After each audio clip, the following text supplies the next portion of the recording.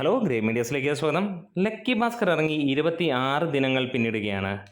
കേരളം ഉൾപ്പെടെ എല്ലാ സ്ഥലങ്ങളിലും സിനിമ ബ്ലോക്ക് ബസ്റ്റർ തൂക്കിയിരിക്കുകയാണ്. ഇപ്പോൾ ശ്രീലങ്കയിൽ നിന്നുള്ള കളക്ഷൻ റിപ്പോർട്ടുകൾ പുറത്തു വന്നിരിക്കുകയാണ്. ശ്രീലങ്കയിൽ നിന്ന് മാത്രമായിട്ട് സിനിമയ്ക്ക് 5,35,00,000 രൂപയാണ് നേടാൻ കഴിഞ്ഞിരിക്കുന്നത്. സിനിമ ഇറങ്ങി ഒരാഴ്ചയ്ക്ക് ശേഷമാണ് ശ്രീലങ്കയിൽ റിലീസ് ചെയ്തെങ്കിലും അവിടെയും വലിയ രീതിയിലുള്ള ഒരു തരംഗമാകാൻ ഈ സിനിമയ്ക്ക് കഴിഞ്ഞു. ഇതിനോടകം വേൾഡ് വൈഡായിട്ട് സിനിമയ്ക്ക് ലഭ്യമായിരിക്കുന്നത് 120 കോടിയോളമാണ്. കേരളത്തിൽ നിന്ന് മാത്രമായി 23.5 കോടിയോളമാണ് സിനിമ നേടിയിരിക്കുന്നത്. തമിഴ്നാട്ടിൽ നിന്ന് 17 കോടിയിലേക്ക് സിനിമ എത്തുന്നു. ഇതിനിടയിൽ OTT റിലീസ് സിനിമയുടെ വരുന്നുണ്ട്.